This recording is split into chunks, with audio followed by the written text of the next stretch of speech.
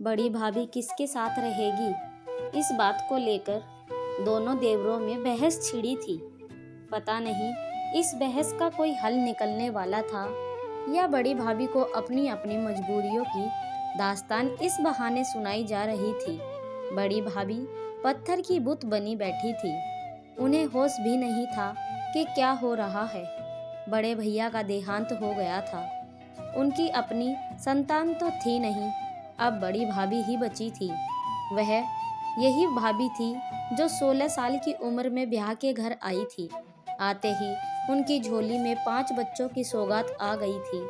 भाभी माँ बन गई। छोटा देवर कोई 3 साल का रहा होगा। उसके जन्म के समय ही सासू जी का देहांत हो गया था। तब बड़े भैया 15 साल के थे। फिर 3 बहनें और 2 भाई। ससुर जी अकेले पड़ गए। उन्होंने खुद ब्याह करने के स्थान पर बड़े भैया का ब्याह कर दिया। बहू आ गई। सौभाग्य से बहू परिवार को साथ लेकर चलने वाली मिली।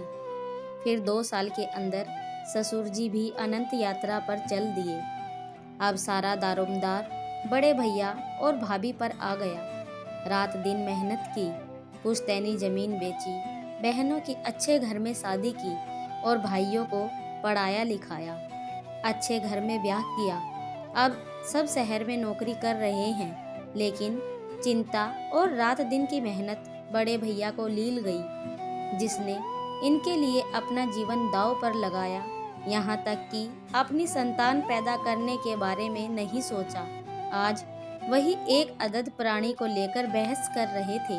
भाभी कमरे में बैठी सब सुन रही थी। मन में कुछ टूट रहा था। और फिर चलो भाभी से पूछते हैं कि वे किसके साथ रहेंगी, कहते हुए दोनों देवर देवरानी भाभी के कमरे की ओर चल दिए। देखा भाभी कमरे में नहीं थी। अब ये कहाँ चली गई? भाभी, ओ भाभी, कोई जवाब नहीं मिला।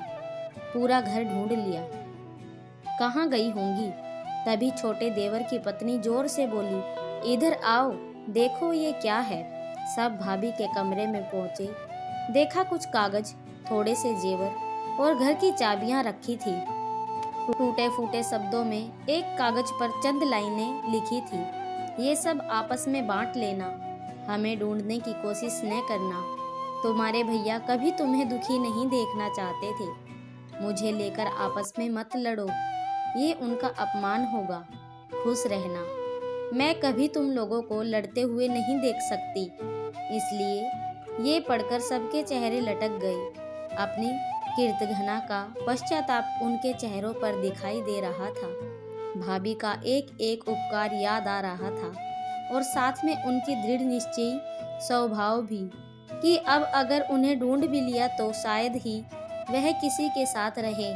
लेकिन अब पछताए होत क्या जब चिड़िया चुग गई खेत।